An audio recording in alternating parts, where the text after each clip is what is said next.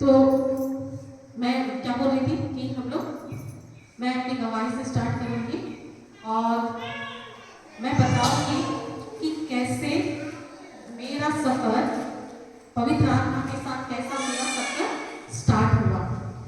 तो जैसे मेरा नाम से आप लोग तो जानते हैं कि मेरा नाम राधा है। तो मैं क्या बचपन से क्रिश्चियन नहीं हूँ, है ना, पर मेरे हस्बैंड वो क्रिश्चियन थे बचपन से ही। और मेरी शादी के बाद तो नहीं, शादी से पहले ही मैं जीसस को तो ग्रहण की, है ना। कैसे क्यों ग्रहण की थी, अभी मैं चलो शुरू में आता मैं बताती। क्योंकि मैं यीशु के लिए थोड़ी आई, किसके लिए आई, पति के लिए आई, है ना, वो चाहिए था इसलिए मैं यीशु में आई। लेकिन आने के बाद जब मैं यीशु को ग्रहण की तो उसको तो मैं जानती थी, केवल जान रही थी, हाँ इसका नाम विमल है, बहुत दिमाग वाला है, अच्छा पढ़ने में है ना, ये जानती थी और आपको अच्छा लगता है। फिर हम लोग की शादी हुई। शादी होने के बाद कुछ समय सब बहुत अच्छा था, अच्छा लगता है बस नया में, है कि नहीं। तो सब चीज अच्छा था। लेकिन जब आप एक साथ जब रहने लगते हैं तो क्या केवल अच्छा ही दिखता है, हाँ, बुराई भी दिखता है ना, कमी दिखता है, क्या क्या कमी है वो और ज्यादा दिखता है। उसके बाद शादी से पहले क्या होता है, सब कमी है, शादी होगा ना उसके बाद सब ठीक हो जाएगा, है कि नहीं। तो मैं जब जानने लगी मुझको ऐसा लगा ना कि कहीं मेरा शादी करने का इससे निर्णय गलत तो नहीं हुआ। क्यों? क्योंकि वो अच्छा खासा कमाता है ना, घर का सबसे छोटा है, पैसा देने का जरूरत घर में है नहीं, क्योंकि सब कोई काम करते हैं। तो अब जब पैसा आपके पास आएगा, कोई रिस्पॉन्सिबिलिटी नहीं रखता है, तो झुकाव कहाँ पर रहेगा पैसा खर्चा करने के लिए, हाँ, केवल अपने लिए। दोस्त बढ़ेंगे, है कि नहीं, पार्टियां होगा ना, पीना खाना होगा, है कि नहीं। तो क्या हुआ, जैसे शुरू ठीक था, लेकिन मैं इसके साथ जब चर्च जाने लगी मुझको कुछ भी नहीं आता था। मैं ना सुनती थी लेकिन मैं समझती नहीं थी कि आखिर क्या बोल रहे हैं फादर। आती थी, बैठती थी, मिस्सा सुनती थी, प्रसाद लेती थी, चली जाती थी, कुछ नहीं समझती थी। और ऐसे ही समय गुजरता रहा। इस दौरान मतलब बहुत सारे ऐसे चीज हुए कि मतलब धीरे धीरे समय बीतता गया, लेकिन मैं प्रभु को नहीं जानने के कारण क्या हुआ, समस्याएं आने लगी, है ना, और हमारे बीच की समस्या भी बढ़ने लगी। फिर इसका एक जगह से इसका जॉब ऐसा है, बैंक में है, लेकिन इनका हर 1 साल 2 साल 2.5 साल में एक जगह से दूसरा जगह ट्रांसफर होते रहता है। तो हम लोग इस दौरान में क्या हुआ, बहुत सारी चीजें हुई, है ना, क्योंकि इनका दोस्त भी समय के साथ बढ़ता गया और इनका पार्टी पीना खाना भी क्या होता रहा, बढ़ता रहा। तो जिस परिवार में ज्यादा अगर पीना खाना हो, ज्यादा दोस्ती यारी, घर में आदमी ना रहे, तो क्या होता है, बहुत शांति रहती है क्या, आप लोगों के घर में होता है कि नहीं, होता है ना। तो क्या प्रेम रहता है कि प्रेम चला जाता है, फिर कितना अशांति होता है ना। तो क्या हुआ, ऐसे ही हमारे बीच में भी होने लगा। जो क्या कहते हैं, लव मैरिज किए थे, है ना, वो लव तो कहीं छूट गया और बीच में क्या हो गया, हमारा कौन एंट्री मारा, लड़ाई झगड़ा अशांति, है ना, प्रेम नहीं रहा। और इस दौरान ना क्या रिश्ते में भी हमारा दरार पड़ रहा था और साथ में मेरा शारीरिक समस्याएं भी आने लगी, बहुत, है ना, बहुत ज्यादा। एक टाइम ऐसा आया कि क्या हुआ कि मैं बेड से उठ नहीं पाती थी, और जो जितना बोलते लोग, अगर बीमार और कुछ रहे तो लोग क्या करते हैं, किसके पास जाते हैं, डॉक्टर के पास जाते हैं। उसके बाद यस, किसके पास जाते हैं, और जो जितना बोलेगा सबके पास जाएंगे, है ना। और सबसे आखिरी में किसके पास आते हैं, जब सब हार जाता है तब यीशु के पास आते हैं ना। तो मैं सब चीज की, लेकिन इधर ना अंदर में मैं, लेकिन मुझको लगता मैं क्या बोलती, प्रभु यीशु मैं तो चलो मैं आपकी सौतेली बेटी हूँ, क्यों, क्योंकि मैं तो बीच में ना आई हूँ, ये बेटा तो आपका अपना है, आप मुझको नहीं प्यार करते हो कोई बात नहीं, लेकिन अपना बेटा के लिए तो कम से कम सब चीज ठीक कर दो, है ना। ऐसे ही मैं रोती और प्रार्थना करती। बहुत इस दौरान बहुत बार मेरा प्रेगनेंसी हुआ, है ना, लेकिन 5 महीना 6 महीना होकर मिसकैरेज हो जाता है। अब जब ऐसा होता है शरीर कैसा रहेगा, आप लोग तो माँ लोग हम लोग जानते हैं क्या हालत रहता है। 1 बार 2 बार नहीं 5 बार, है ना, सेम वही चीज। तो इस स्थिति में अगर कोई बोले तो क्या करता है, प्रभु को छोड़ के सब चीज करेंगे, है ना। तो मेरा भी वैसे ही था, पर ये एक जगह हमारा ट्रांसफर, इसका ट्रांसफर हो गया। बोलिए तो मेरा ना आत्मिक जीवन वहीं से ही शुरू हुआ। मेरी शादी 2011 में हुई है ना, और इसका ट्रांसफर उस समय हुआ था 2018 ना, 2018 में छत्तीसगढ़ में ही एक जगह ट्रांसफर हुआ। वो जो 11 से 2018 तक सोचो कि मैं कितना, मतलब शारीरिक मानसिक आर्थिक तो नहीं बोलूंगी, पारिवारिक, ये इतना जूझी थी, इतना जूझ रही थी ना कि मेरा परमेश्वर से भी विश्वास नहीं कर पा रही थी। इस दौरान जब वहां गई, वहां मेरी जो मकान मालिक थी, मालकिन जो थी ना, वो भाभी, वो उस जगह की महिला संघ की अध्यक्ष थी। तो वहां जब हम लोग गए, ये इनका पोस्टिंग कहीं और था, मेरी पोस्टिंग में मैं तो हाउस वाइफ हूँ और मैं फुल टाइम मिनिस्ट्री में हूँ। शुरू में शादी से पहले शादी से की उस समय कुछ साल कर रही थी, है ना, फिर छोड़ दी थी। तो वहां पर जब गई, वो भाभी मुझको बोलने लगी मैं चर्च नहीं जाती, है ना। मुझको ऐसा लगने लगा कि कुछ नहीं होता है। कितना लोग हैं यहाँ पर ऐसा लगता है, चर्च जाके भी नहीं होता है कुछ, खाली हाजिरी देने आते हैं, है ना, है कि होता है सबका। मैं जान रही हूँ क्योंकि मैं खुद इस स्थिति से गुजरी हूँ। बहुतों को जब आपका जो प्रार्थना है वो सुनवाई ना हो तो लगता है ना कि यहाँ पर जाकर भी कुछ नहीं हो रहा है। वो मेरा भी वैसे ही था, लेकिन वो भाभी मुझको बोलने लगी, क्या बोली पता है, ये सैटरडे सेकंड सैटरडे संडे आते, और ऐसे केवल संडे रहते तो कभी आते कभी नहीं आते, क्योंकि 100 किलोमीटर दूर में रहते थे। तो ये जब भी आते, मैं क्या करती उस दिन बहाना कि आए थे कपड़ा धोते हैं, है ना, आज जिसके चलते चर्च नहीं जाते।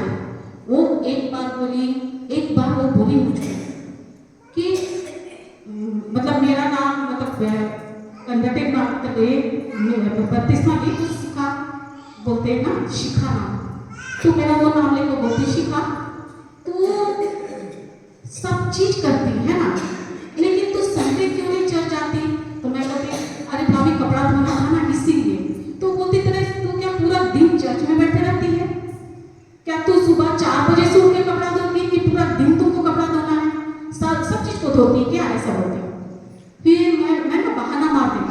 वो मुझको बोली एक दिन तो चर्च जाना रहता है, तू 2 घंटा टाइम नहीं दे सकती, एक बार बोली, है ना। फिर मैं उस समय बोले हाँ ठीक, अगले बार से जाऊंगी, लेकिन नेक्स्ट टाइम फिर नहीं गई। ऐसे करते करते वो 3 बार 4 बार जब बोलने लगी, चौथी बार में ना मुझको खुद अच्छा नहीं लगा। मैं बोली कि इनको बोली कि देख भाभी वो आती है, हमेशा बोलते हम लोग ना चर्च नहीं जाते, हम लोग को ना चर्च जाना चाहिए।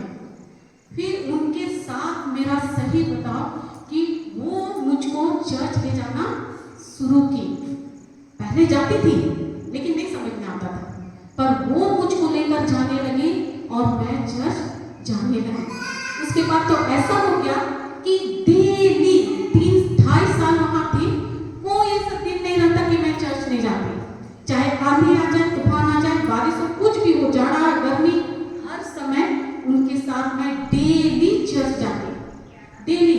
और जब मैं ये सफर शुरू की, मुझको एक अलग जीवन, परमेश्वर का प्रेम का एक अलग एहसास होने लगा।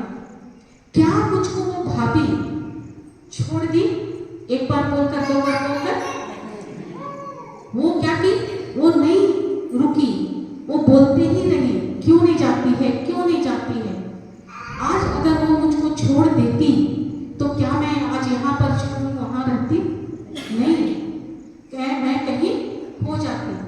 क्या हम लोग, हमारे आसपास ऐसे लोग होते हैं जो परेशानी में होते हैं, जिनका दिल टूटा हुआ रहता है, वो लोग चर्च में आते हैं, है ना, प्रभु से वो लोग दूर होते हैं।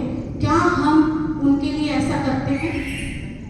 जाके हम डायरेक्ट उसको बोलते हैं कि चलो, बोलते हैं क्या आप लोग? नहीं। लेकिन क्या करते हैं?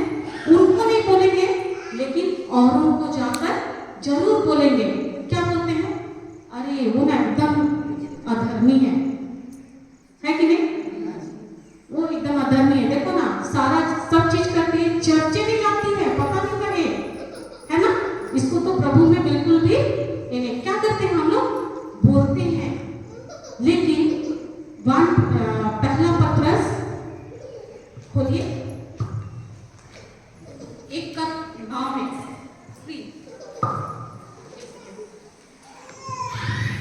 पहला पत्रस खोलिए।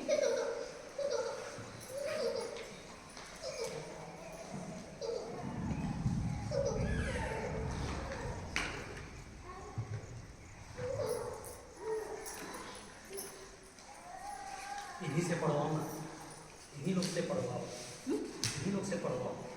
हाँ जान, उसको नहीं खोल।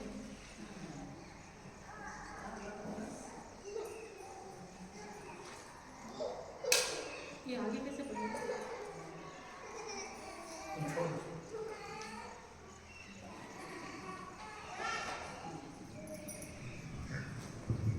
पहला पत्रस 3:9।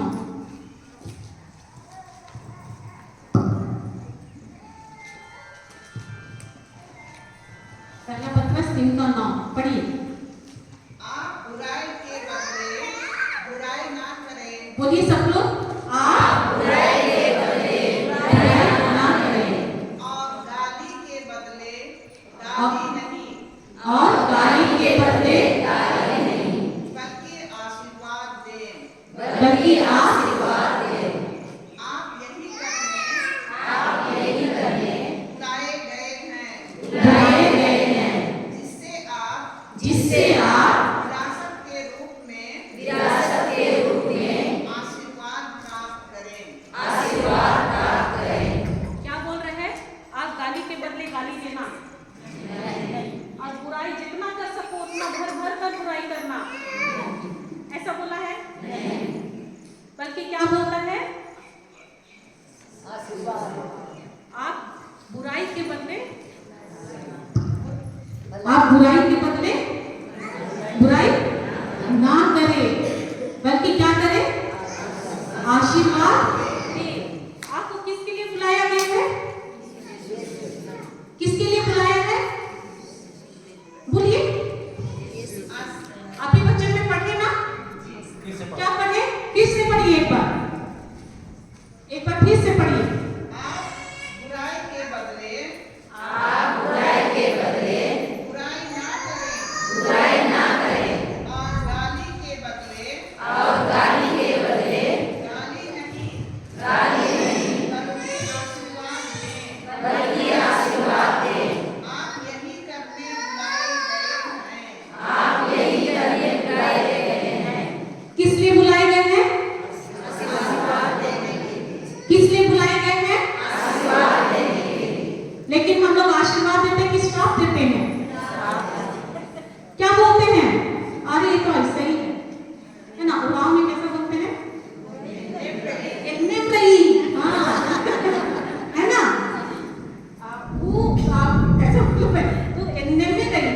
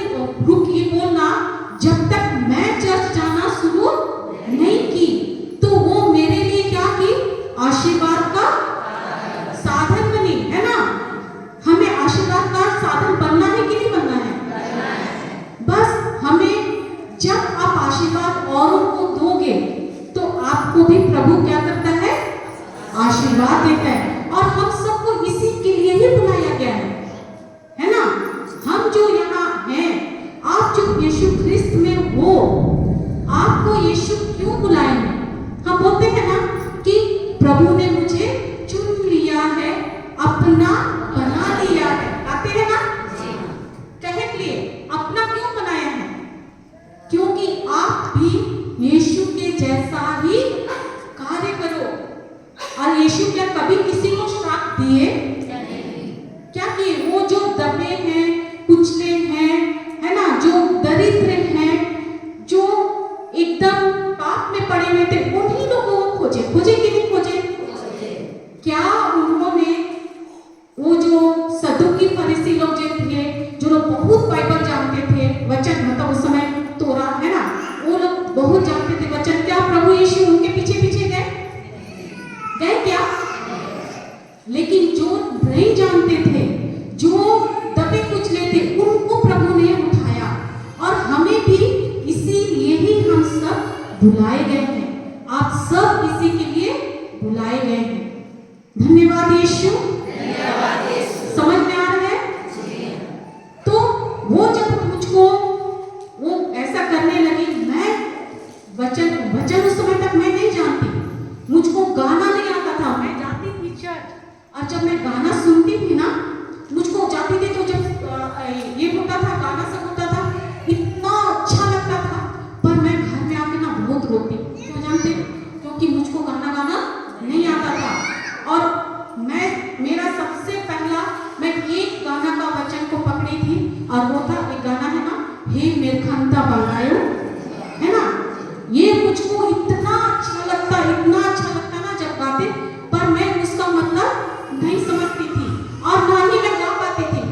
क्योंकि मैं बताई ना कि मैं बचपन से बाहर रही, है ना, तो मैं उराव में नहीं जानती, है ना, तो बाहर ही रही, बाहर ही वाली जन्मी हूँ, कभी रहना सब पापा जानते थे, पर मम्मी नहीं जानती थी। इसी कारण हम लोग नहीं सीख पाए। बंगला बोलो तो बहुत अच्छा बोलूंगी, है ना, तो लेकिन अपना उसको नहीं जान रही थी, तो मुझको समझ में नहीं आता। मैं किसको पूछती कि इसका क्या मतलब है, ये क्या बोलता? अरे उन्हीं से पूछो ना। अब इसको पूछती, अब उनको अगर पूछूंगी किसी और को, तो क्या हो रहा था, मेरा में शर्म आ रहा था कि कैसे पूछूं। फिर ना धीरे मैं खूब बोलती, प्रभु यीशु मुझको तो कुछ भी नहीं आता, मैं तो बाइबल भी नहीं जानती, ना मैं गाना जानती, आप ही मुझको सिखाओ ना। और सच बोलो कि मैं इतना रोती ना, घर आती और मुझको एकदम लगता कि कैसे मैं नहीं जान रही हूँ, मैं मुझको कौन सिखाएगा, किसको मैं बोलूँ? किसी को बोलती तो बोलती कि बोलो ना उसको, अरे बुक में तो है, लेकिन सूर ताल सिखाने वाला कौन? रोजरी करना नहीं आता था। मुझको पूछती, मैं पूछती तो बोलते ना कि वो तो बुक में है ना, पढ़ो ना, अपना भजन, भक्ति भजन में है ना, इधर क्या बोलते हैं, वो में है, कहाँ दया सागर ऐसा कुछ है ना, वो कि संगीत सागर ऐसा कुछ है ना, छत्तीसगढ़ में वही भक्ति भजन चलता है ना। अच्छा, भक्ति भजन, हाँ, तो उसमें है ना, उससे करो। अब आपको अगर ना सिखाए, आप कर पाओगे क्या? पर मैं प्रभु को बहुत बहुत धन्यवाद देती हूँ, है ना, कि मैं जो दौर से गुजर रही थी, इतना बदतर स्थिति था मेरा कि मुझको उस समय लगता, मैं अपनी बहन को बोलती ना, शायद मैं ना 2-3 महीना ही जिंदा रहूंगी, और मैं शायद ज्यादा दिन नहीं जी पाऊंगी। लेकिन वही परमेश्वर के सामने जब मैं कुछ नहीं जानती, रो कर करती, मुझको वहां लेकर गए और उस भाभी से मुझको मिलाए। फिर वहां से मेरा ये सफर शुरू हुआ, चर्च जाना आना, है ना, बाइबल पढ़ना सीखी। तो उसी दौरान में वो मुझको पापा जॉनसन, है ना, अभी गौरी लोग भी आए थे तो बता रहे थे ना, पापा जॉनसन का एक टीचिंग होती, मैं उस बीच में ना और भी सुनती थी, फादर अनिल देव ऐसा करके सुनती थी, लेकिन वो गहराई मुझको समझ में नहीं आ रहा था। तो वो मुझको जब दी ना, तो मैं सोचो 2000 में वो दी थी, शायद 21 में, और मैं उसको सोचती कि अरे इसमें क्या सुनूं, है ना, देखती, लेकिन मुझको बंद करके रखती। और उसके बाद वहां से जब ये थर्स्ट आया रोज, मैं सोचो मेरा अंदर में ऐसा तीव्र इच्छा हुआ परमेश्वर को जानने का कि मैं कहां से कैसे जानूं। और मैं 2-2:30 बजे 3 बजे उठती, और वचन उस समय मैं यही जानती, मुझको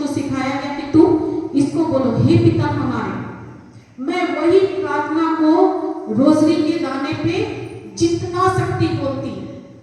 फिर वो टीचिंग करती, वो मुझको बताती, आती और बोलती ये वाला को, वो ड्यूटी जाती, आती आते जाते वो मेरे पास पूछती, वो बोलती कि इसको ऐसा करो, ये प्रार्थना करो, ऐसा कर करके वो भाभी ने मुझको सब चीज बताया।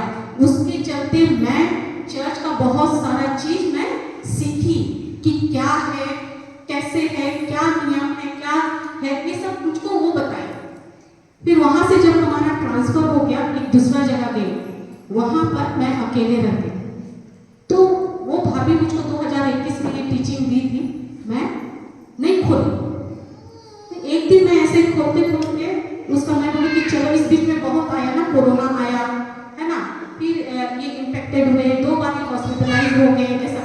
तो एक दिन मैं सोची कि प्रभु, मैं तो आपका, मैं इतना प्रार्थना करती हूँ, फास्टिंग रख रही हूँ, सब चीज कर रही हूँ, लेकिन मेरे से गलती कहाँ हो रहा है कि मेरे जीवन में, मेरे हस्बैंड के जीवन में कुछ भी अच्छा नहीं हो रहा है, कोई चीज परिवर्तन नहीं हो रहा है। क्यों? क्या कमी है? मैं कहाँ प्रार्थना करने नहीं जा रही हूँ? क्या होता है ये आप लोगों को भी होता है? बहुत रोते हैं, है ना? बहुत 40 दिन का फास्टिंग, हर कौन सा फास्टिंग नहीं, मैं हर चीज कर रही हूँ, लेकिन प्रभु मेरे जीवन में मैं जो बदलाव देखना चाहती हूँ वो क्यों नहीं हो रहा है? मैं एकदम अंदर से ना बहुत तड़प, बहुत रोती थी। विश्वास करो कि मैं 2:30 बजे 3 बजे ऐसा उठती और मैं केवल वही प्रार्थना को मैं करते रहती। तो क्या हुआ कि एक दिन जब इसका ये 2 बार ऐसा हुआ, एक बार कोरोना से इन्फेक्टेड हुए और एक बार क्या हो गया, इनको ऑपरेशन का जरूरत पड़ा, पथरी हो गया था। तो मैं बोली कि ऐसा ऐसा कैसे हो रहा है प्रभु, क्यों हो रहा है, क्यों मेरे साथ ऐसा है, कोई परिवर्तन नहीं आ रहा है। तो एक ऐसे ही देखते देखते एक दिन क्या कि वो पापा जॉनसन का टीचिंग मुझको मिला, मतलब वो मैं मिला था, दी थी भाभी। तो मैं बोली कि आखिर क्या है, इसको मैं एक बार खोलकर देखती हूँ। तो मैं थोड़ा सा देखी, है ना। तो चलो मैं भी आप लोग से एक सवाल पूछती हूँ, आप लोग नहाते हो? नहाते हैं ना? आज नहाए हैं कि नहीं? क्यों नहाए? क्यों नहाते हैं? शरीर साफ करने के लिए और अच्छा खुशबू आएगा, है ना, शरीर से, है कि नहीं? एकदम अच्छा खुशबूदार साबुन से नहाते हैं कि नहीं? है ना? नहाते हैं ना? तो शरीर को तो हम लोग साफ किए, शरीर का वो उसको अच्छा साबुन शैम्पू से हम लोग क्या करते हैं, धोते हैं, साफ करते हैं ना, ऊपर से दिखता है। लेकिन क्या आप लोगों ने अपनी आत्मा को नहलाया है, अपना मन को नहलाया है? कैसे नहलाते हैं उसको? हाँ, कैसे? प्रार्थना से। अरे प्रार्थना तो मैं भी कर रही थी, लेकिन मैं, मेरे अंदर में बस नहीं था, पाप स्वीकार से, क्षमा करके और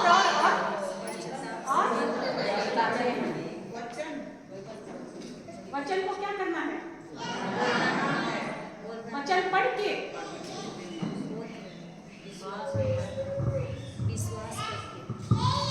विश्वास करके आत्मा को नहलाने का उसका साबुन है, क्या है? परमेश्वर का वचन, है ना। मैं भी तो प्रार्थना कर रही थी, है ना। मैं प्रार्थना कर रही थी, क्या करती? 2:30 बजे 3 बजे उठकर, क्योंकि मैं ये सुनी थी प्रवचन में, है ना। मैं उस समय बहुत उनका प्रवचन सुनती थी, तो बोलते थे कि तुमको अगर चाहिए, अगर परमेश्वर के साथ डायरेक्ट जुड़ना है, तो तुम जितना सुबह उठकर करो उतना ही तुम्हारे कनेक्शन प्रभु के साथ बनेगा।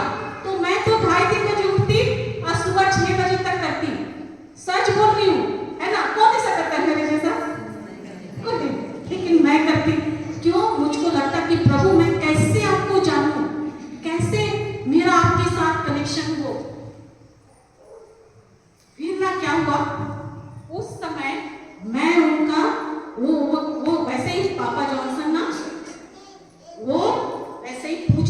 बच्चों को कि कौन कौन आज नहा कर आया है और कौन सा साबुन, कितना ये साबुन से नहाया। अब मैं जब इसको ढूंढ रही थी तो मुझको कैसा लगा होगा, मेरा कान तुरंत खड़ा हो गया। मैं बोली हाँ, आत्मा को भी नहलाते हैं, तो रुको तो ये आत्मा का साबुन कौन सा है, कैसे इसको नहलाते हैं, कैसे साफ करते हैं। तो मैं ना वो टीचिंग को सुनने लगी। वो जो मैं सुनने लगी, मुझको इतना अच्छा लगा वो कि मैं सुनते ही गई और सुनते वो मेरा कंटिन्यू होता गया। मैं कुछ भी करती, ईयरफोन लगाती कान में, और कुछ भी काम करती मैं कान में लगाकर वचन को चलने ही देती, अब उनका टीचिंग सुनते जाती। ये क्या हुआ, कुछ महीनों के बाद ये मैं इतना करते रही। 2-3 महीना हुआ, ये एक दिन मुझको बोले कि तू गौर की है, तू 3 महीना से तू हॉस्पिटल नहीं गई है और ना ही तू बीमार हुई है। तब मुझको लगा ना, अरे हाँ, मैं तो 3 महीने से बीमारी नहीं, तो हर एक हफ्ता, महीना में 1 हफ्ता अगर मैं अच्छी रही तो बाकी 3 हफ्ता मैं बीमार बेड में पड़ी रहूंगी बिना वजह का। मुझको बीमार होना ही है, वो भी मैं बिस्तर से उठ नहीं सकती थी, एकदम कमजोर हो गई थी। आप लोग यहाँ से वहाँ बहुत अच्छा से जा सकते हैं, मुझको यहाँ से उस खिड़की तक जाने के लिए 1 घंटा टाइम लगता। क्यों? क्योंकि मैं 2 कदम भी ऐसा बढ़ाती ना, मेरा सांस फूल जाता।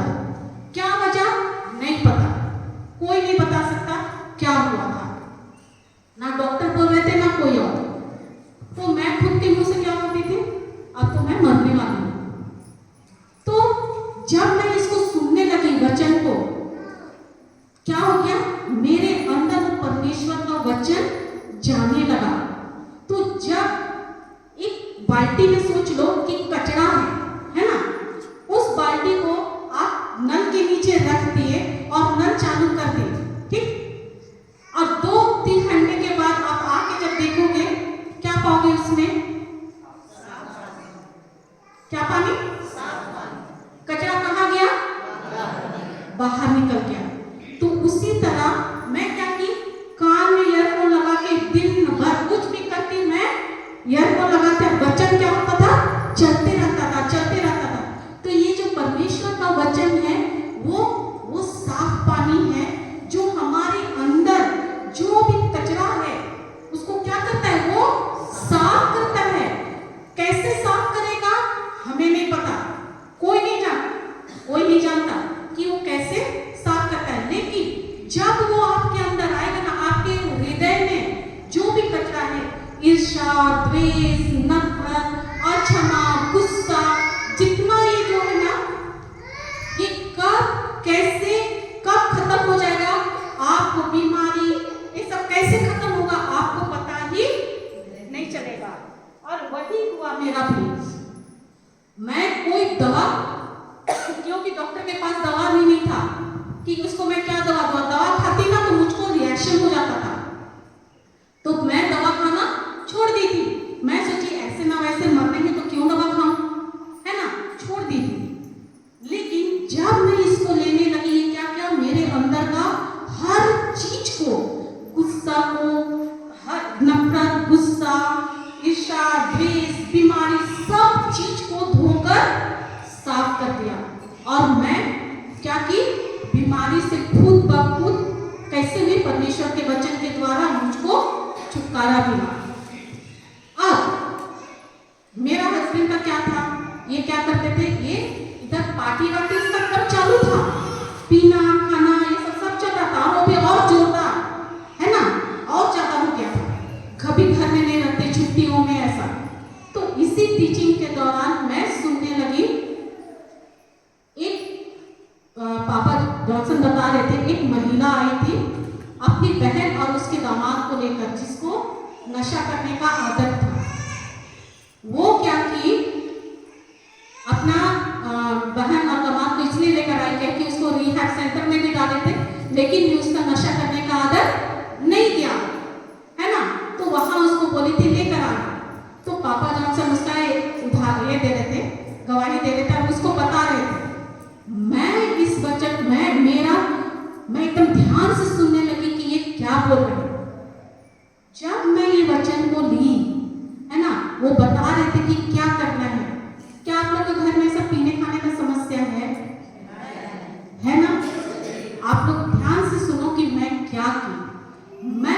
वचन को मैं ली और मुझको उसमें बता रहे थे, उसको बताए कि कैसे वो उसका पति को बताए, और जब उसको बताए वो बाद में गवाही देने के लिए आई। उसका पति जो एकदम बहुत ज्यादा ये में था, वो किस तरह से मुक्त हुआ। मैं उस चीज को ली और मैं बोली कि प्रभु ये तो आपका वचन है, ये आपको अगर ये इसको अगर मुक्ति दे सकता है तो इससे मेरे परिवार में भी परिवर्तन आ रहा है, मेरे परिवार में भी मेरे पति भी बदल गया है, मैं भी ऐसा ही करूंगी। तो वहां पर वो लूक 4:18 का है ना, 4 का लूकस 4:18 है ना, उसमें बोलता है ना, देखो क्या बोलता है संत लूकस 4:18।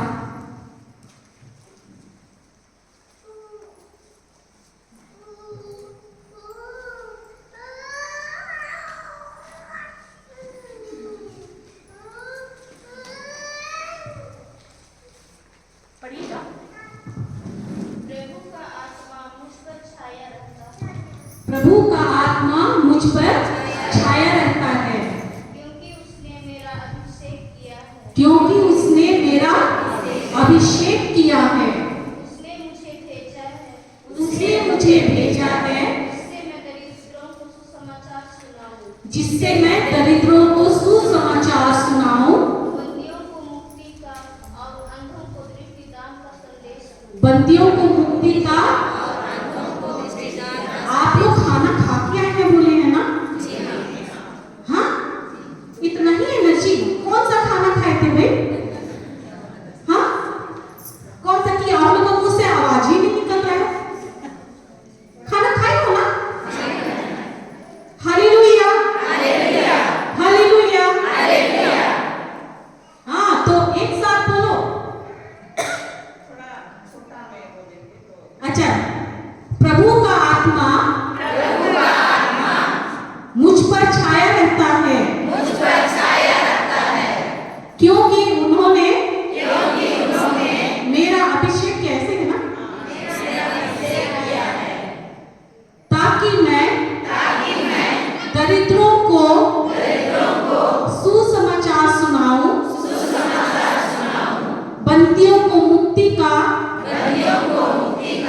अंधों को दृष्टिदान का,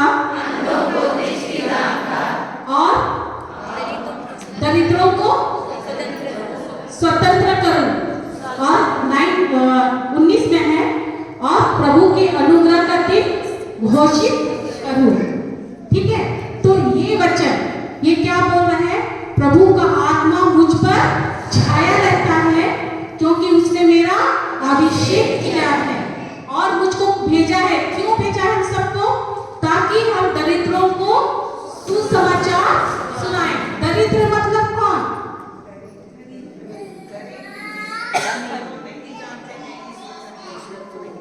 जो दरिद्र यानी जिसमें परमेश्वर का वचन है ही नहीं, वो आत्मिक तौर पे दरिद्र है। जिसने यीशु को तो अपनाया, यीशु को जान। मैं क्या बता रही थी तभी कि मैं मेरे हस्बैंड को जानती थी, उसको पहचानती थी कि हाँ इसका नाम ये है, ये ऐसा है, वैसा है। लेकिन उसको मैं कब पहचानने लगी? जब मेरा शादी का हम साथ में रहने लगे, है कि नहीं? उसी तरह जो आप प्रभु को तो स्वीकार किए हैं, लेकिन वो प्रभु यीशु जो वो वचन दिए हैं, क्या हम उस वचन की गहराई को जानते हैं?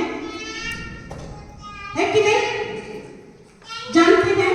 हमको जानना है, हमको सीखना है। तो वैसे ही बोला कि उनको जो दरिद्र हैं, जिनके पास वचन नहीं है ना, उन तक हमको क्या करना? उनको सुसमाचार का मतलब उनको सुसमाचार सुना, है ना। अंधों को दृष्टिदान है, यानी जो आत्मिक अंधा है उनको।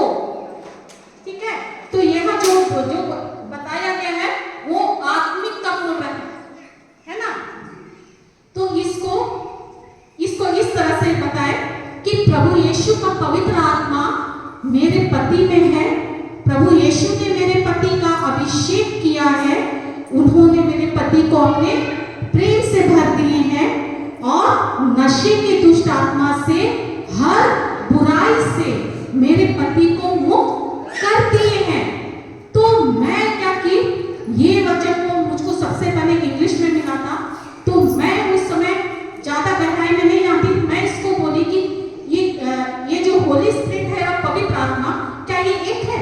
ऐसा हो गया। तो वो बोले कि तुम इसको ट्रांसलेट करेगी तो तुमको पता चल जाएगा। फिर हिंदी से मैं ट्रांसलेट करा, फिर मैं इसको ढूंढने लगी कि हिंदी में इसको कैसे बोलेंगे बोलकर। तो ये मुझको जब मिला, मैं क्या की, मेरे पास जैसे वो खजाने का चाबी नहीं होता है, एक बहुत बड़ा एक रूम में खजाना है, बंद है, और वहां पर का आपको चाबी मिल जाए, बोले जाओ तुम यहाँ जाना, जो मन करता है वो ले लो। आप क्या क्या लोगे? एक तो सोना उठा के ले जाओगे क्या, या एक हीरा का एक तो कोई छोटा सा झुमका उठा के ले जाओगे? क्या करोगे? आप लोग इतना ठंडा क्यों है? कुछ बोली समझ में आ रहा है ना मेरा बोली? हाँ, हमें तो पसीना छूट रहा है, आप लोग ऐसा कैसे है? समझ में आ रहा है कि नहीं? तो क्या करोगे आप लोग? क्या एक मान लो ये चर्च एक रूम है, इसमें एकदम सोना चांदी हीरा मोती सब बहुमूल्य खजाना यहाँ पे फादर छुपा के रखे, मतलब हर तरह के। अब आपको एक दिन चाबी दे दिया, बोला कि जाओ तुमको जो मन करता है वहां से निकाल के ले जाओ, आप लोग क्या करोगे? इसको लेकर जाओगे क्या? जितना मन करेगा, है ना? मुंह में जाओ तो मुंह में भी तो डाल लेंगे, है कि नहीं? है ना? जो सकेंगे उतना सब, जितना सकेंगे उतना लेकर जाएंगे। उसी तरह मुझको ना ये वचन जब मिला ना, मेरे लिए खजाना हो गया। मैं बोली अच्छा, ये अगर इनके जीवन में हुआ तो इसको मैं भी अप्लाई करती हूँ। वो मैं क्या की, मैं इसको ना ये वचन को ली और लेकर मैं रोजरी के दाने पे ना मैं इसको बोलने लगी। और वो जो मैं उठती थी सुबह में ना, एक ही प्रार्थना होती थी, लेकिन ये प्रार्थना को मैं ये जो क्रूज से, है ना, यहाँ से स्टार्ट करती और पूरा करो तो कितना करते करते करते करते मैंने जितना शक्ति, एक बार में मैं अगर बैठी 1000 बार, है ना, 1500 बार मैं बोलते बोलते बोलते। अब बताओ, जब मैं ये वचन बोल रही थी, बोलते गई बोलते गई बोलते गई, पहले क्या करती थी, रो रो कर प्रार्थना करती थी।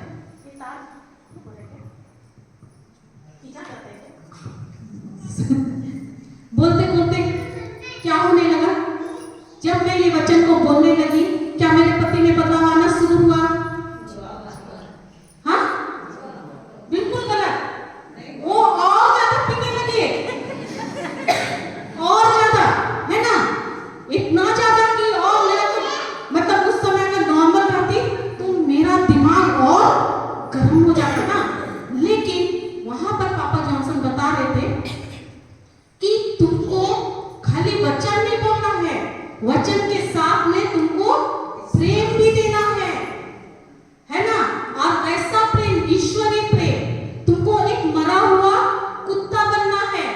मरा हुआ कुत्ता को आप जाके लात मारोगे, काटेगा क्या? उसके ऊपर गर्म पानी फेंकोगे, वो कुछ करेगा क्या? उसको कुछ भी करो, डंडा से मारो, कुछ भी करो, उठेगा क्या? तो सोचो कि उसी तरह मरा हुआ कुत्ता बचा है, यानी वो अगर पी कर आए, आपको गाली दे, आपको कुछ भी करे, मरा हुआ कुत्ता को सुनाई देता है? उस समय आप बहरे बन जाओ, है ना? यानी आपको वही मरा हुआ कुत्ता बने रहना है। और आपको ये बोलना है कि जब भी वो पी कर आते, मैं बोलती धन्यवाद प्रभु यीशु, मेरा पति आपका पवित्र लहू पीकर आया है, आपके प्रेम के नशे में है, और हम दोनों पति पत्नी जगह जगह जाकर आपके सुसमाचार का प्रचार करने हैं। ये मैं क्या करने लगी, ये मैं बोलने लगी। और वो जब भी कुछ बोलता ना, मैं कुछ नहीं बोलती, ठीक है तुमको खाना नहीं पसंद, कोई बात नहीं, मैं तुमको दूसरा दे दूँ, अगले बार मैं अच्छा से बना कर दूंगी, गलती हो गया। ये जब आप करोगे, ये मैं करने लगी, इसको मैं प्रैक्टिस, अगर एक के जीवन में काम हुआ है, मेरे जीवन में भी होगा।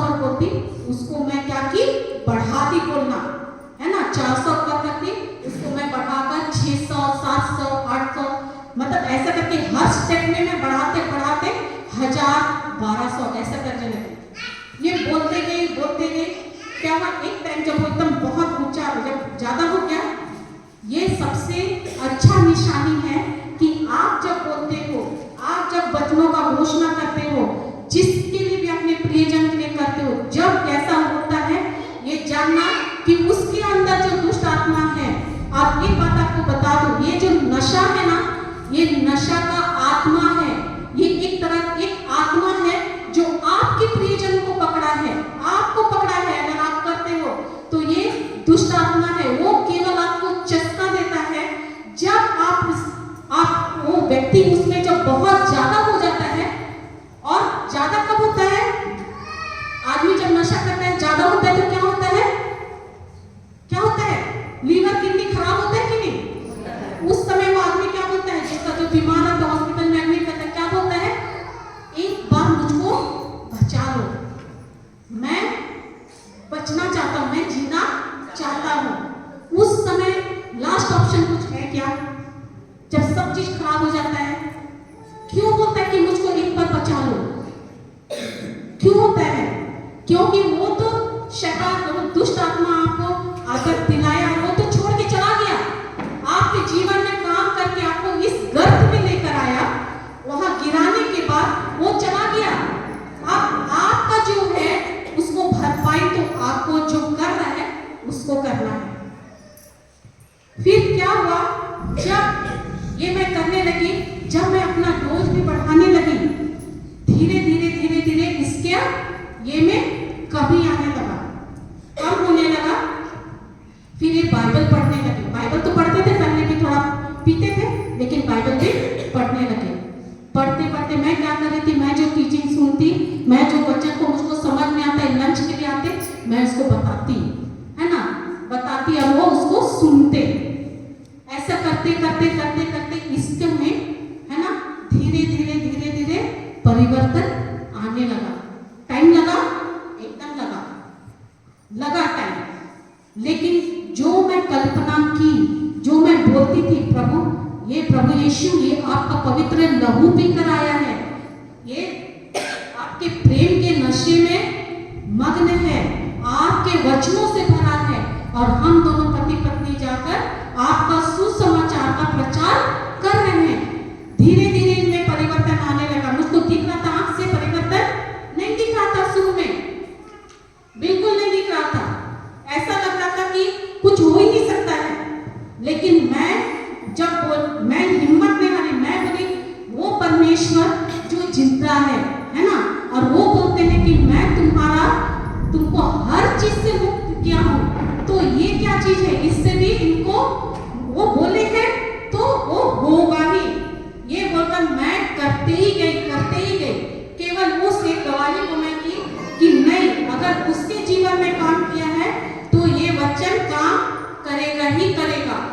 और जब करते करते करते करते क्या हो गया, अब जो मैं बोली, जो मैं उस समय बीज बो रही थी, वो बीज अभी फसल लेकर आया है।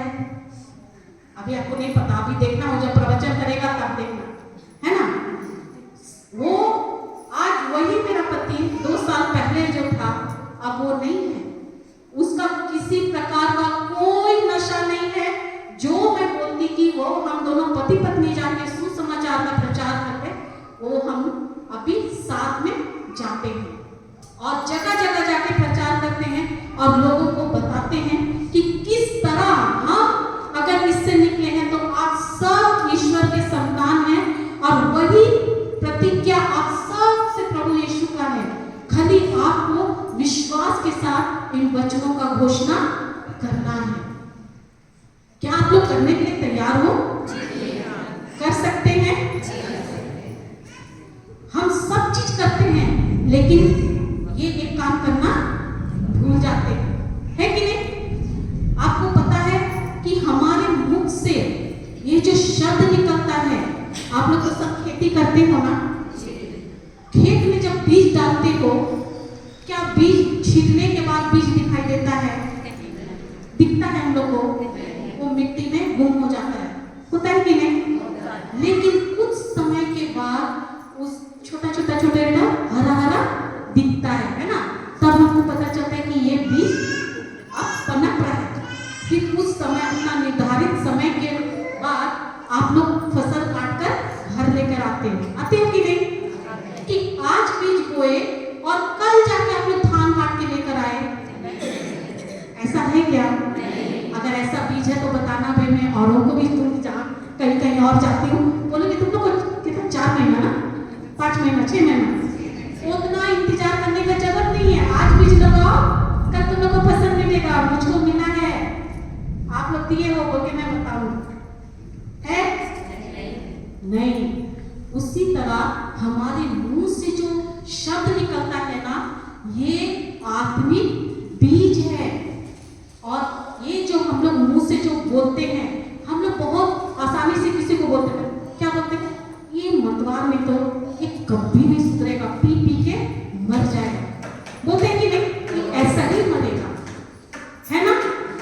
लेकिन क्या आपको पता है कि हम लोग का मुंह से जो ये शब्द निकल रहा है, उस व्यक्ति के जीवन में वो कार्य करेगा ही करेगा।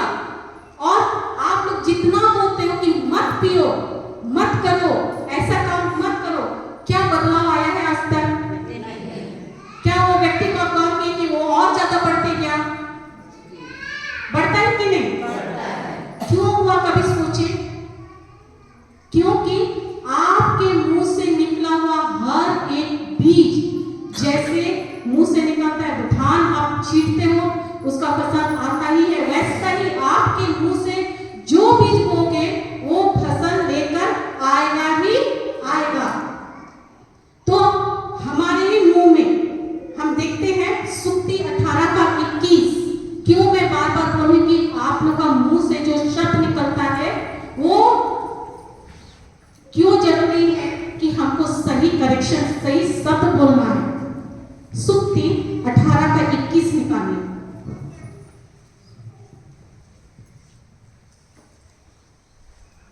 हम अगर इन सब चीजों को, छोटी छोटी बातों को हम अगर ध्यान देते हैं और अपने जीवन में आप लागू करोगे ना, आप अपने परिवार में वो परिवर्तन देखोगे। आप लोग मोनिका दिवस का तैयारी कर रहे हैं, है कि नहीं? संत मोनिका कौन थी? क्यों संत बनी?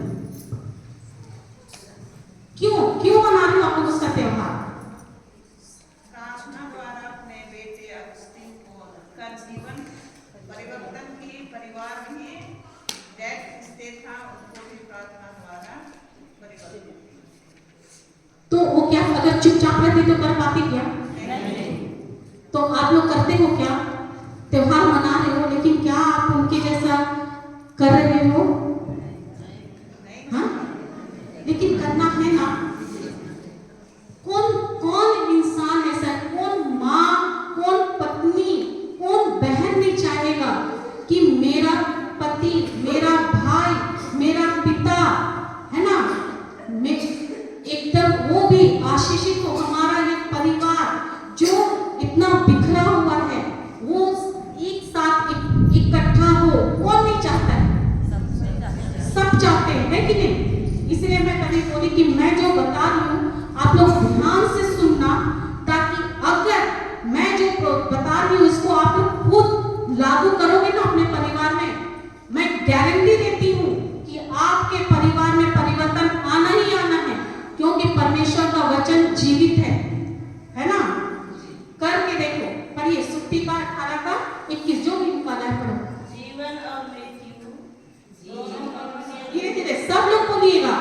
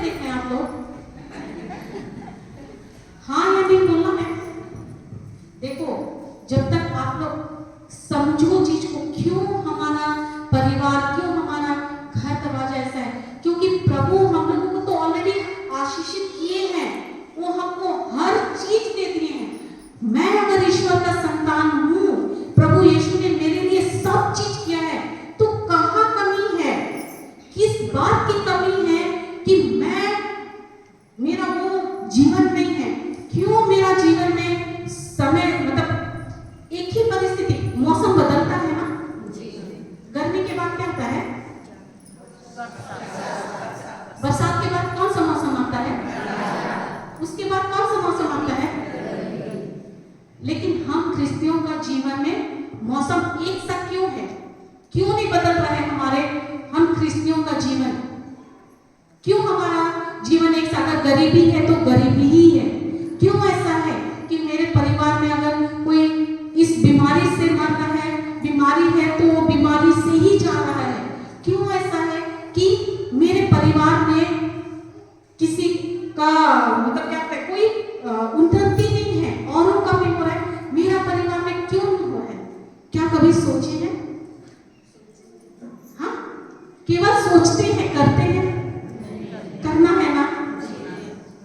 आप लोग माँ हो, आप लोग मतलब एक औरत के ये में जैसे संत मोनिका का आप लोग त्योहार मना रहे हैं, वो कैसे वचन को ली, कैसे वो प्रार्थना की और अपना परिवार को, अपना बेटा को बचाए, अपना परिवार को किसके पास लाई? हम लोग क्या करते हैं? अपना परिवार को यीशु के पास लाते कि क्या करते हैं? कोशिश करते हैं। लेकिन हम कोशिश जरूर कर रहे हैं, लेकिन हम लोग उसका नियम को नहीं समझेंगे। हम वही चीज आप लोगों को बताने के लिए आए हैं। तो यहाँ पर क्या होता है? जीवन और मृत्यु किसकी जीवा के अधीन है? आप लोग के पास जीव है ना? सबके पास जीव है ना? परमेश्वर बोलता है कि जीवन और मृत्यु ये दोनों ही मनुष्य के यानी आपके ही जीवा के अधीन है। और क्या बोल रहा है? इसका तो क्या करो? दुरुपयोग करो, सदुपयोग करो, है ना? तो हम क्या इसका सदुपयोग करते हैं? सुबह से जब आप उठते हो, रात में सोने तक आप कितना शब्द बोलते होंगे कि नहीं? मतलब बात तो करते हैं ना, बहुत सारा। मान लो कि हम 1000 शब्द बोले, ठीक? सुबह से रात में जब तक उठे, उसके बाद से रात में जब तक नहीं सोए तब तक, इन 1000 शब्दों में कितना शब्द आप परमेश्वर के वचन के अनुसार बोले और कितना शब्द उसके विरोध में बोले? हालेलुया। समझ में आ रहा है? जिसको नींद लग रहा है बोलो हालेलुया। सबको नींद लग रहा है? ये बाप रे, एक सुबह सुबह आके खाना खा के बोलते कि नींद लग रहा है, 12 बजे की जाए। सब जोर से बोले हालेलुया। जिसको नींद नहीं लग रहा है बोलो हालेलुया। अभी बराबर सुने। देखो आप लोग सुनोगे ध्यान से, आपका जीवन बदलेगा। तो क्या बोल रहे हैं? हम लोग जब सुबह से उठकर रात में जब तक सोते नहीं हैं, तब तक मान लो हम अगर 1000 शब्द बोल रहे हैं, उसमें हमारा ज्यादातर क्या आता है? बच्चे को मैं डांटते एकदम लफंगा है, बोलते कि लफंगे की तरह घूम रहा है, पता नहीं इसका दिमाग में तो भूसा भरा हुआ है, पढ़ेगा लिखेगा कि क्या करेगा पता नहीं, बोलते हैं। और ये आदमी कोई अगर पूछते तेरा पति कैसा है, मान लो पीना, अरे का बताइए, मतवार का तो बातें छोड़ो, है कि नहीं? ये ऐसा ही खाली पैसा बर्बाद है। क्या हम आशीर्वाद का शब्द बोल रहे हैं? नहीं। बोले? नहीं। कौन सा शब्द बोले? ये है श्राप का शब्द। लेकिन जब आप देखते हो, आपको क्या बोलना है? परमेश्वर का वचन, मतलब मेरा बेटा का मन प्रभु यीशु ख्रिस्त का मन है ना? वो यीशु के जैसा कार्य कर, मेरा बेटा मेरा बेटी यीशु के जैसा कार्य कर है, उसका प्रज्ञा बुद्धि से वो भरा हुआ है, भरी हुई है। मेरा पति प्रभु यीशु के प्रेम में भरा, प्रेम में मग्न है, उसका पवित्र लहू पीता है और उसके वचनों से भरा हुआ है। अगर मान लो आप ये सब बोल रहे हो, है ना, कि मैं प्रभु यीशु का पवित्र आत्मा मेरे पति में है, प्रभु यीशु ने मेरे पति का अभिषेक किया है, उन्होंने मेरे पति को अपने प्रेम से भर दिए हैं और नशे की दुष्ट आत्मा से, हर बुराई से मुक्त कर दिए हैं। धन्यवाद यीशु, मेरा पति आपका पवित्र लहू पीता है, आपके वचनों से भरा है, आपके प्रेम से भरा है। और ये तो आप कर रहे हो, है ना। आप इधर उसका टाइम हो गया, घर आने का टाइम है ना। और मान लो 6 बजे घर आता है, 6 बज गया नहीं आया घर, 7 बज गया नहीं आया घर, 8 बज गया नहीं आया घर। उसका जितना लेट होता है उसका घर दिमाग में क्या आएगा, ये पक्का अपना दोस्त लोग के पास बैठा है और ये पक्का पी रहा होगा पियक्कड़, है कि नहीं।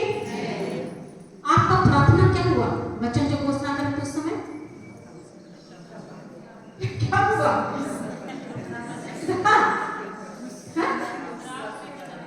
बदल गया। जैसे आप की बोले ये पक्का ऐसे ही करे, बोल रहे हैं इधर, फिर बाद में बोलेंगे प्रभु मैं तो 1000 बार बोली लेकिन मेरे जीवन में काम क्या है नहीं हो रहा है, मेरा पति तो सुधर ही नहीं रहा है, मेरा बच्चा तो सुधर ही नहीं रहा है, मेरी सास जो मुझको गाली देती थी वो और ज्यादा गाली दे रही है, होगा ना। जब उसको हम बोलेंगे ये तो मेरे ऊपर और ज्यादा कर रही है ना। ना तो मेरा पति सुनता है ना मेरे बच्चे सुनते हैं। इनके लिए दिन भर काम करो, खाना बनाओ, कपड़ा धो, सब करके दो, लेकिन मेरा तो कोई वैल्यू है ही नहीं, होता है। तो आप जब ये वचन बोल रहे हो और बोल तो नहीं, उधर लेट हो रहा है और कल्पना क्या करे, वो बैठ के कहीं पर पी रहा है। तो आप जो वचन बोल रहे हो, घोषणा करें, उसके साथ आपका कल्पना मैच कर रहा है क्या? तो आपका प्रार्थना सही होगा। जब वो चाहे लेट हो रहा है, नहीं आ रहा है, आपको यही करना है कि मेरा पति जहां भी अपने दोस्तों के साथ बैठा है ना, वो आपके सुसमाचार को ही, आपके वचनों को ही बांट रहा है, वो कुछ भी कर रहा है, लेकिन आपका कल्पना में यही होना है कि मेरा पति आपके वचन से भरा हुआ है, मेरा बेटा वचन से भरा हुआ है, मेरा जो कोई भी है ना, मेरी सास अगर कहीं पर बैठी है, ये मत सोचना कि मेरी सास चुगली कर रही है मेरा, बोलना कि वो मेरी सास बाप रे इतना प्यार करती है हमसे, है ना, वो मेरी बड़ाई कर रही है वहां पर बैठ के, है ना, परमेश्वर का वचन को बोल रही है। आपका कल्पना जब तक ये नहीं होगा, आप जो बोल रहे हो उसके साथ अगर आपका कल्पना मैच नहीं करेगा, हर किस जो आप कर रहे हो आपका प्रार्थना व्यर्थ है। आज तक आप लोग प्रार्थना करते आए, हम लोग कौन सा प्रार्थना किए, अपने आंखों देखी, जो हम देखते हैं उस चीज के लिए घोषणा करते हैं कि नहीं। प्रभु इसको बदल दो, प्रभु ऐसा कर दो, उसको चंगा कर दो, उसको ऐसा कर दो, मेरे परिवार में ये तंगी को दूर कर दो, करते हैं ना। तो क्या ये वचन के अनुसार है? नहीं है। इसी कारण मैं बहुत साल तक मैं मार खाई, बहुत साल तक मेरा परिस्थिति बिल्कुल नहीं बदला यही वजह से। लेकिन जब मैं वचन को जानी, जब मैं वचनों के अनुसार प्रार्थना करने लगी, आप सोचो ना कि मैं कितना साल हुआ है, कितना साल, 2-2.5 साल हो रहा है ना, मैं वचनों को जानने लगी। कैसे मैं यहाँ तक आई? क्यों? क्योंकि वो परमेश्वर का वचन जो है ना, वो जीवित है, वो आप मेरे जीवन में कार्य किया है, आपके जीवन में भी कार्य करेगा ही। खाली आपको अपना जो मुंह से हम अंगीकार करते हैं उसको बदलने की जरूरत है, क्योंकि वचन साफ बोलता है कि जीवन और मृत्यु मनुष्य के जीभा के अधीन है। हम लोग क्या बोलते हैं, प्रभु ने ही दिया है, प्रभु ने ले लिया। अरे प्रभु जो अपना इकलौता बेटा को दिया है, जो अपना इकलौता बेटा को हमारे लिए अर्पित किया, वो क्या आपको हमको मृत्यु देगा? क्या देगा? क्या आप अपने बच्चे को खुद मार सकते हो? बात नहीं सुनता है बोलकर बोलोगे क्या? आज तो मैं इसका कत्ल करके ही रहूंगी, तभी इसको सबक आएगा, ऐसा, या फिर आज मैं इसको ऐसा सबक सिखाऊंगी, हाथ पैर तोड़ दूंगी ताकि ये दूसरे बार गलती ना करे। आप ऐसा करोगे? जब आप मनुष्य होके हमसे गलती होती है, मनुष्य होकर हम अपने बच्चों से इतना बेहद प्यार करते हैं कि उसको हम दर्द नहीं दे सकते हैं, तो वो तो अपना इकलौता बेटा को दिया है आपके लिए, वो कैसे देगा सजा आपको? वो क्यों आपको ऐसा करेगा? समझ में आ रहा है? ये परमेश्वर क्यों बोल रहे हैं कि जीवन और मृत्यु तुम्हारे जीवन के अधीन है। ये हम खुद हैं, खुद ही अपने लिए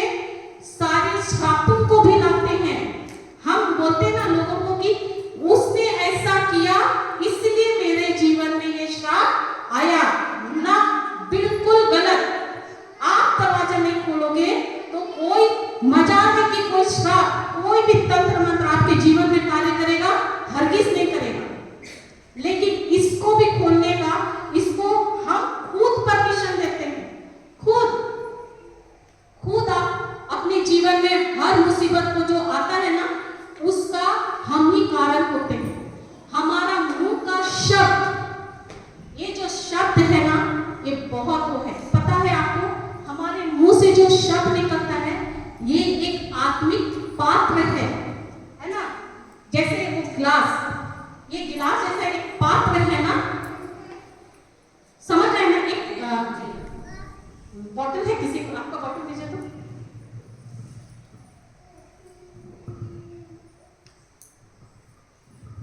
ये क्या है, ये बॉटल एक पात्र है ना। एक पात्र है, पात्र मतलब एक बर्तन है। पात्र समझ रहे हैं ना? हाँ। तो इस पात्र के अंदर क्या है? पानी। इसके अंदर जूस भी हो सकता है, इसके अंदर पेट्रोल भी हो सकता है कि नहीं? हो सकता है। इसके अंदर दूध भी रह सकता है ना? हो सकता है। उसी तरह आपका मुंह से जो शब्द निकलता है, वो ऐसा ही एक पात्र है, और उस पात्र के अंदर आपका कौन सा शब्द निकल रहा है? विश्वास का शब्द है कि अविश्वास का, कि श्राप का शब्द है? हम जब इस पात्र में, यानी आप अगर बोलते हो कि प्रभु यीशु के घाव द्वारा मैं भली चंगी हो जाऊंगी, है ना, तो इसमें आप क्या अविश्वास का पात्र में, मतलब इस पात्र में वो पदार्थ को डालकर, अविश्वास का पदार्थ को डालकर आप भेज दिए। और ये जो संसार है आत्मिक, है ना, ये जो आत्मिक दुनिया है ना, हम जो ये देखते हैं, आत्मिक दुनिया बहुत बहुत बहुत बड़ा है, बहुत विशाल है, जिसको हम सोच नहीं सकते हैं। हम लोग समुद्र देखते हैं तो बोलते हैं ना, बाप रे कितना बड़ा समुद्र है, बोलते हैं ना। वो समुद्र तो कुछ भी नहीं, उसके पास एक छोटा सा बिंदु की तरह है। ये आत्मिक दुनिया बहुत बड़ा। तो जब आप विश्वास का शब्द छोड़ते हो ना, जो बोलते हो, वो विश्वास का शब्द आप क्या करते हो? आत्मिक में छोड़ते हो, और वो जाकर ठहरा रहता है। समय जब आता है, वो आपके जीवन में पूरा होगा ही होगा। Hallelujah, hallelujah, hallelujah, hallelujah. धन्यवाद यीशु, धन्यवाद यीशु। समझ में आ रहा है? आ रहा है? किसको किसको नींद आ रहा है? मैं प्रभु यीशु के नाम से नींद के हर दुष्ट आत्मा को आदेश देती हूँ कि जड़ से उतर और जाकर उस समुद्र में गिर। धन्यवाद यीशु, धन्यवाद यीशु, धन्यवाद यीशु, धन्यवाद यीशु। तो मैं क्या बता रही थी कि ये जीवन और मृत्यु आपकी ही जीवा के अधीन है। और जब हम इसको परमिशन देते हैं, आज्ञा देते हैं, कोई अगर बोला ना, अरे तेरे ऊपर ना ऐसा श्राप लगा हुआ है, जब आप बोलते हो, जब कोई बोला और आप ऐसा बोले, बाप रे मेरे ऊपर श्राप है, जैसे आप इसको स्वीकार किए, वो आपके जीवन में आके कार्य किए बिना नहीं जाएगा। दरवाजा आपने खोला। Hallelujah, hallelujah. लेकिन जब आप परमेश्वर का वचन जानते हैं, तो आप क्या करोगे? आप उसको नकारते हो, क्योंकि प्रभु यीशु का वचन कहता है, अभी हम लोग ने कन्फेस करा था ना, गलातियों अध्याय 3 पद संख्या 13-14 निकालो। गलातियों अध्याय 3 पद संख्या 13 और 14।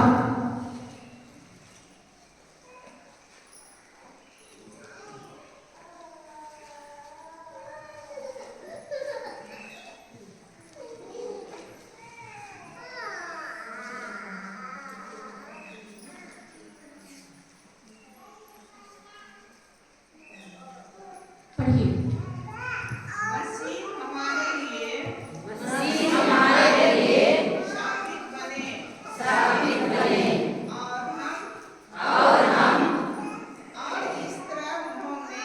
और इस तरह उन्होंने हमको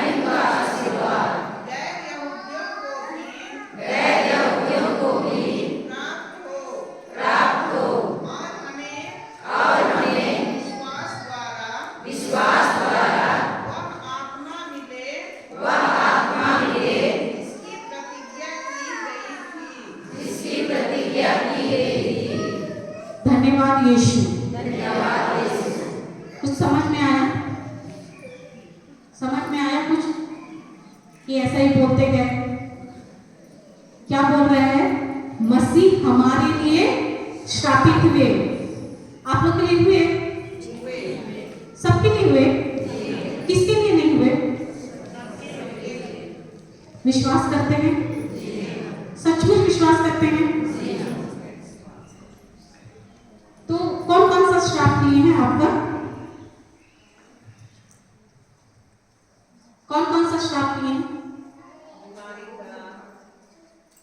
आप सुनते हैं, इसका जानते हैं, बताओ। हाँ, नहीं बोलिए ना, बोलिए ना, बोलेंगे तब तो सीखेंगे। मैं तो सिखाने के लिए आई हूं ना। वो हर एक प्रकार का जो कुछ भी श्राप है, वो हर श्राप को अपने ऊपर लिए, बीमारी, गरीबी, है ना, जो बोलते हैं ना, तुम्हारे परिवार में जो तुम्हारे पुरखा का जो श्राप है तुम्हारे ऊपर है ना, ये सब बोलते हैं। वो हर एक श्राप से, गरीबी से, बीमारी से, क्या बोलते हैं, वो पुरखों का जो भी श्राप से, हर चीज से वो आपको ऑलरेडी मुक्त कर दिए हैं।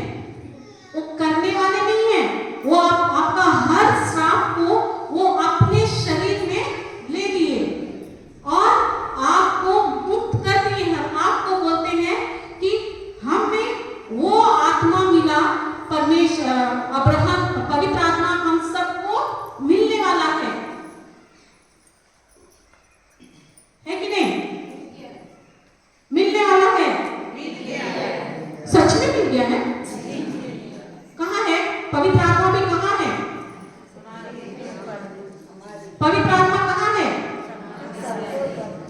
हाँ, हमारे साथ, हमारे बीच में। आपके बीच में। आप दोनों के बीच में कौन बैठा है? कौन सा आत्मा? आत्मा तो दोनों भी होता है ना, पवित्र आत्मा भी है, दुष्ट आत्मा भी, वो भी आत्मा ही है। आप लोगों के बीच में है। आप दोनों के बीच में कौन बैठा है? हाँ, शरीर में है। आप दोनों के बीच में कौन बैठा है? पवित्र आत्मा। तो अगर आप बोलते कि आप दोनों के बीच में पवित्र आत्मा बैठा, तो आपके अंदर में कैसे हो सकता है पवित्र आत्मा? पवित्र आत्मा आप दोनों के बीच में नहीं, आपके अंदर है। अभी हम लोग पढ़े ना कि हमें वो आत्मा प्रदान किया गया है, प्रतिज्ञा के अनुसार वो आत्मा हमें दिया गया है। हम लोग यहूदी हैं कि गैर यहूदी हैं? बताइए तो। अच्छा, सचमुच यहूदी हो? हाँ, क्या ऐसे है?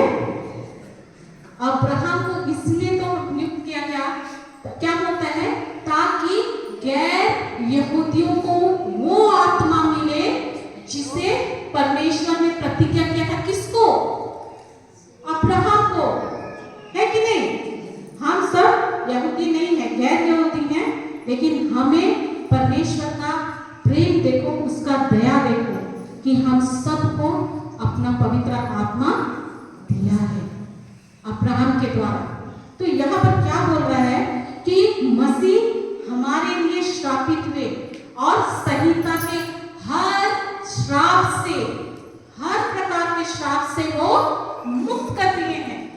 जब मैं ये वचन को समझी ना, मैं ना मुक्त हो गई बहुत सारी चीजों से, बहुत क्या, सब चीज से जो मेरे अंदर था, क्योंकि मुझको बताया गया था, मैं बताई ना शुरू में कि मैं परमेश्वर को बहुत ढूंढने लगी। मैं बोलने लगी कि प्रभु आप कौन हो?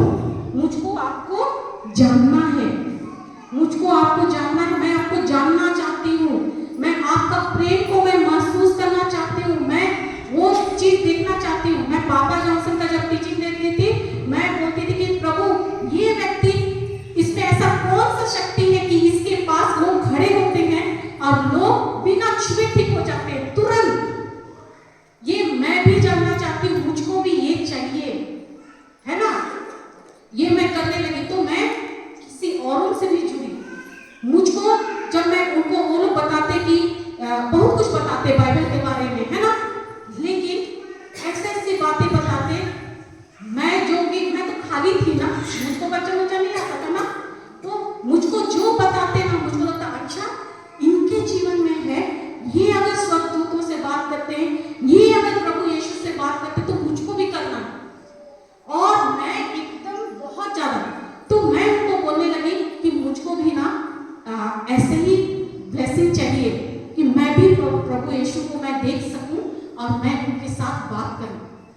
तो मुझको क्या बोला गया पता? ये तुम्हारे लिए संभव नहीं है। क्यों नहीं है? मैं बोले कि ऐसा क्यों नहीं है? परमेश्वर तो सबके लिए बराबर है। तो क्या बोले पता? क्योंकि तुम्हारे ऊपर, तुम जन्म से, सबसे पहली बात है कि तुम जन्म से क्रिस्तीय नहीं हो, और तुम्हारा जो पुरखा लोग का जो पाप है, श्राप है, वो तेरे ऊपर है। और दूसरी बात, तुम तो औरत हो, औरत तो कभी भी कर ही नहीं सकती है। वो मेरे दिल को ऐसा लगा, मैं इतना रोई, मैं 2 दिन तक खाना नहीं खाई थी, क्योंकि मुझको ऐसा लगा प्रभु, मैं आकर ये भी बोली कि प्रभु मैं नहीं जानती मैं स्त्री और पुरुष में क्या ये है, मैं खुद से थोड़ी ना बनी, आप मुझको बनाए हो, तो मेरे ऊपर से श्राप क्यों है ना? औरों के ऊपर में श्राप नहीं है, लेकिन मेरे में क्यों? मैं तो आपको सच्चे, मैं तो सब चीज छोड़ दी, मैं हर चीज छोड़कर मैं आपके पास आई, मेरा हर रिश्ता को है ना मैं नकारी, मैं आपको ग्रहण की, तो फिर क्यों आप मेरे में ये ऐसा कर रहे होता है? सवाल आता है कि नहीं? तो मुझको जब ये हुआ ना, मैं बहुत रोई।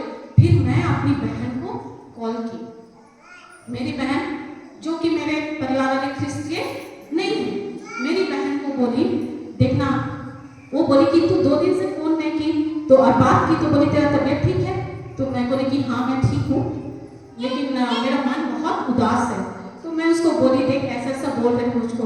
तो बोली दीदी मुझको नहीं पता है ना, मैं उतना नहीं जानती, लेकिन मैं इतना जानती हूँ कि अगर ऐसा है तो प्रभु यीशु माँ मरियम के थ्रू क्यों आए? क्यों परमेश्वर महिला को चुना है ना उस उद्धारकर्ता को भेजने के लिए? वो मुझको ये बात बोली, तब मुझको लगा मैं सही बात तो है।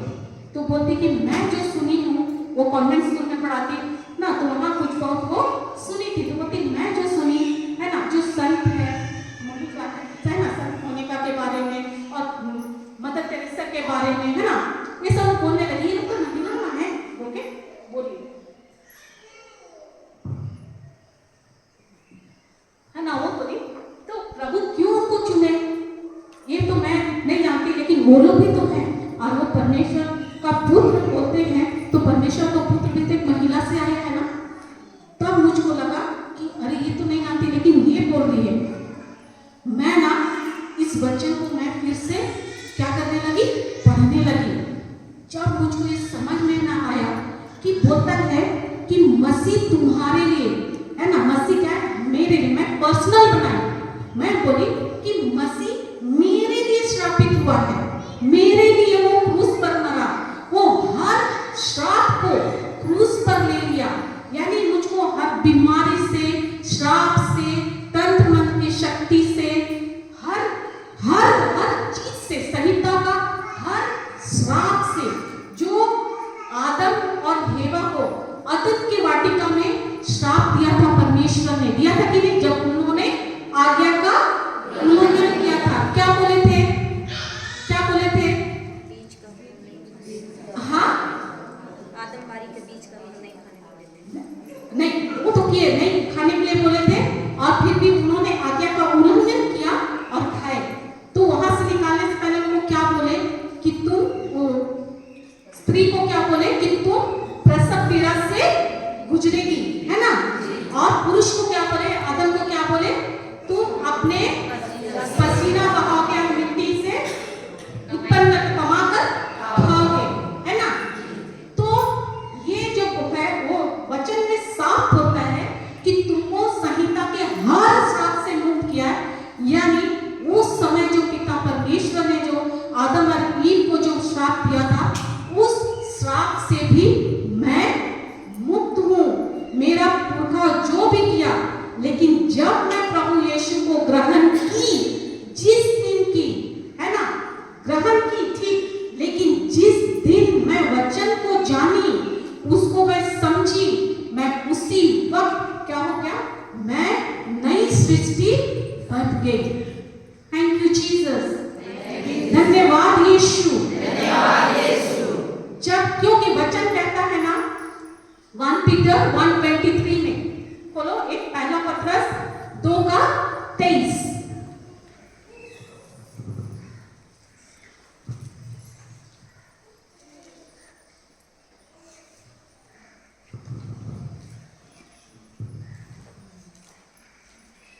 पढ़िए।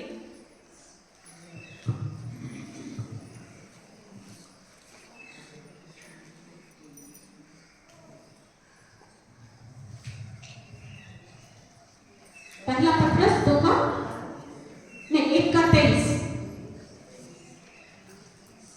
आपने दोबारा जन्म लिया है। क्या बोल रहे हैं? आपने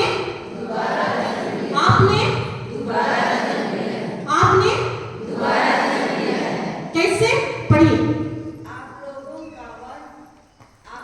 का यह जन्म नश्वर जीवन तत्वों से नहीं, आप लोगों का जन्म नश्वर जीवन तत्व से नहीं, बल्कि ईश्वर के जीवन एवं शाश्वत वचन से हुआ है। यानी हर कोई जो है ना, जो गैर क्रिस्तीय वो एक बार जन्म लेता है, लेकिन हम जो क्रिस्तीय हैं, जो हम प्रभु यीशु को मानते हैं, जो विश्वास करते हैं, जो कोई भी चाहे वो क्रिस्तीय है या नहीं है, जो परमेश्वर का वचन को विश्वास करता है, उसका क्या होता है? दोबारा। हम लोग एक बार माँ के गर्भ से आए सब, है ना, लेकिन जिस दिन आप बपतिस्मा लिए, जिस दिन आप जाने आपका जन्म दोबारा हुआ। कैसे जन्म हुआ? अरे कैसे जन्म हुआ? अभी सिस्टर वचन पढ़ी ना, कैसे हुआ? हाँ, ईश्वर के जीवन वचन के द्वारा आपका दोबारा जन्म हुआ है। तो अगर बोलता कि मैं नाशवान नहीं, अविनाशी बीज से मेरा दोबारा जन्म हुआ है, यानी जब मैं यीशु को स्वीकार की, जब मैं यीशु को जानी, मेरा दोबारा जन्म है। अब जो जन्म हुआ है कैसे हुआ है? ईश्वर के अविनाशी बीज के, मतलब क्या बोले उसमें, क्या दिया है वचन में? ईश्वर के जीवन एवं शाश्वत। हाँ, ईश्वर के जीवन एवं शाश्वत वचन से हुआ। यानी अभी जब मैं दोबारा मेरा जन्म हुआ, मैं किससे जन्मी? मैं पिता के गर्भ से आई, है कि नहीं? भाई ऐसा मत देखो भाई, पिता परमेश्वर का ये जो जीवित वचन जो है वो कौन है? स्वयं ईश्वर है ना। तो ईश्वर के जीवित वचन, यानी मैं किससे जन्मी? किसकी वंश से आई? मैं ईश्वर के। तो जब मेरा पिता है ना ईश्वर है, यानी अब्बा पिता है, मैं उसके से आई, तो मेरा श्राप आगे आएगा कि आशीर्वाद आएगा? तो जिस दिन आप लोग जन्म लिए, यानी जिस दिन आप बपतिस्मा लिए, उसी दिन आपका जो परिवार में जो बोलता है तुम्हारे पुरखा से ये श्राप है, वो उसी वक्त खत्म होता है। लेकिन आप अगर विश्वास नहीं करोगे इस परमेश्वर का वचन में, तो वो श्राप को आप खुद ही लेकर होते हुए आप आगे चलते हो, और जिसका परिणाम आपको भी भुगतना पड़ता है। हालेलुया। तो कौन विश्वास करता है कि मैं यीशु में नई सृष्टि हूं और मेरा सारा श्राप खत्म हो गया है? हाँ, तो आई, बाकी लोग नहीं। आप लोगों को विश्वास नहीं है? ऐसा 50-50 वाला मत उठाओ ना। ईश्वर का राज में 50-50 नहीं चलता है। हाँ का हाँ, नहीं का नहीं, वहां हाँ और नहीं होता है। जब आप डाउट कर रहे हो ना, यानी आप खुद मेरे में नहीं, परमेश्वर में डाउट करते हैं। यानी आप ये बोल रहे कि प्रभु मुझको विश्वास नहीं, आप जो किए हो ना, ये लगता है वो विश्वास नहीं है। लेकिन जब आप विश्वास करते कि हाँ, अभी मैं आपके द्वारा मैं नई सृष्टि हूँ, मैं आप में नई सृष्टि हूँ, तो मेरा ये श्राप है ही नहीं।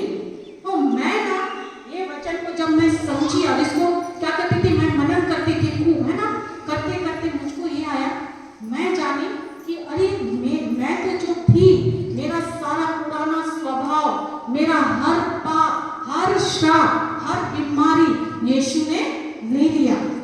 जब वो क्रूस में ले लिए बोलते हैं तो मैं उसी में विश्वास करती हूँ। तब से लेकर आज तक जो मैं हर महीना एडमिट होती थी, हर महीना मैं डॉक्टर के पास जाती थी, आज तक 2-2.5 साल हो गए मैं एक बार भी हॉस्पिटल नहीं गई। कैसे पॉसिबल हुआ? केवल ये परमेश्वर का वचन। आप लोग बताओ, कोई व्यक्ति आके अगर आपको बोलता है, डॉक्टर एक रिपोर्ट लिख कर देता है, आप लोग डॉक्टर के पास जाते हो ना, तो डॉक्टर अगर बोलता है कि ये बीमारी है, तुमको ये टेस्ट कराना, कराते हो? फिर डॉक्टर जब बोलता है तुमको ये बीमारी हो क्या है, बोलता है ना, तो आप विश्वास करते हो? करते हैं कि नहीं? करने के बाद क्या करते? विश्वास करते, इसलिए तो सबको बताते हो। और ये सुनो ना, फोन करके, हेलो मेरे को ना ये बीमारी हो गया है, मैं ना बहुत बीमार हूँ। कौन बताया? डॉक्टर बताया ना। और उसको आप सबको बताते हो। आप क्या कर रहे हो? अभी बीमारी का बीज बोल रहे हो ना। क्या बताई थी? जीवन और मृत्यु मनुष्य के तुम्हारे जीवन क्या दिन है। बीमारी ठीक होगा कि बढ़ेगा? तो जब वो डॉक्टर जो खुद हमारे जैसा मनुष्य है, मरण और जीवन को भी पाप करता है, वो एक तो लिख कर दे दिया आपको कि तुमको ये है, उसमें हम लोग एकदम पक्का विश्वास करते हैं। डॉक्टर बोला है ना तो ये है, करते हैं कि नहीं? तो यीशु जब आपको लिख कर दिया है बाइबल में, अपना पवित्र लहू का ठप्पा लगा के दिया है, उस बात को आपको विश्वास करने में इतना दर्द क्यों होता है? क्यों होता है? वो अपना पवित्र लहू देकर दिया है, उसका ये लिखित डॉक्यूमेंट है। इस डॉक्यूमेंट को कोई नहीं बदल सकता है। स्वयं परमेश्वर बोलते हैं कि आकाश या पृथ्वी टल जाए तो टल जाए, पर मेरे मुख से निकला हुआ शब्द बिना पूरा हुए मेरे पास नहीं लौटेगा। है कि नहीं? है। वो जब इतना ही करके बोलते हैं, उसकी बातों में आप लोग विश्वास क्यों नहीं करते हो? बताओ, क्यों नहीं करते हो?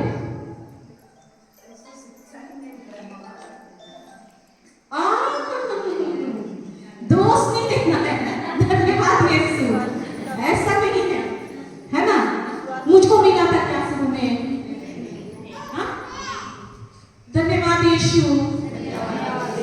वो जो प्रेम होता है ना सिस्टर, आप लोग प्यार किए हैं कि नहीं बताओ तो?